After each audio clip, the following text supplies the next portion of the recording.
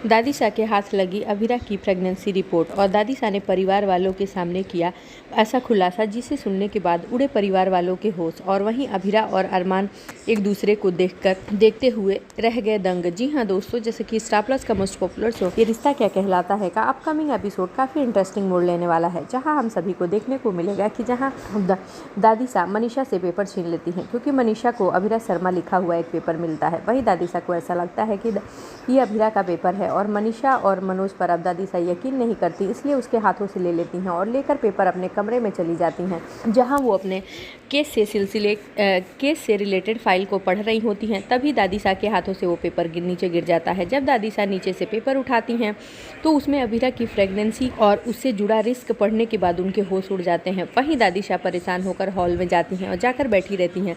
तभी रूही उधर से डॉक्टर के पास से आती है, जहाँ विद्या उससे कहते हुए नजर आती है कि रूही बेटा, तुम्हारी प्रेगनेंसी में कोई कॉम्प्लिकेशन तो नहीं है? नर्स ने क्या फ़ोन पर तुम्हें बताया? तुम मुझे बताओ, मेरा दिल घबरा रहा है। वहीं रूही कहती है कि नहीं माँ, मेरी प्रेगनेंसी बिल्कुल सही है, कोई भी कॉम्प्लिकेशन नहीं है, आपको डरने की ज़रूरत नहीं है। जहाँ विद्या कहती है कि तो मेरा मन इतना क्यों घबरा रहा है, कि कुछ तो गलत हो रहा है या होने वाला है।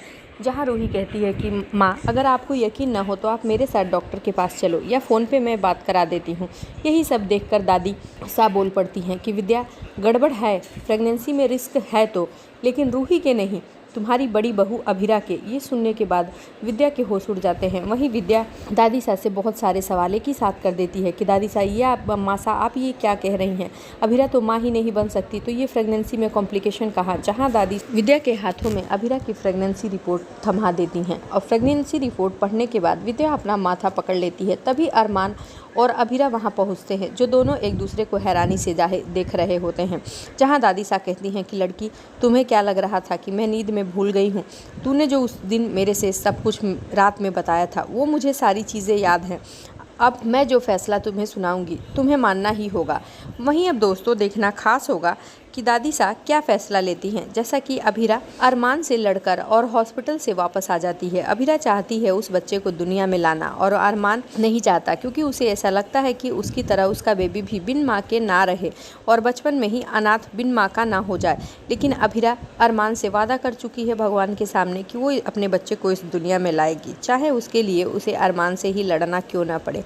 लेकिन अब आगे के एपिसोड में हम सभी को देखने को मिलेगा कि जहाँ दादी सा और परिवार के बाकी लोग इस प्रेगनेंसी के बारे में जान चुके हैं, तो क्या दादी सा का फैसला होगा? क्या अभिरा को प्रेगनेंसी टर्मिनेट कराने के लिए मजबूर कर पाएंगी या नहीं? कि अभिरा अरमान से भगवान के सामने किए वादे को निभाने के लिए किसी भी हद तक जाएगी? तो आगे के लेटेस्ट और धमाकेदार अपडेट्स के लिए जुड़े रहें हमारे साथ। Thank you for watching.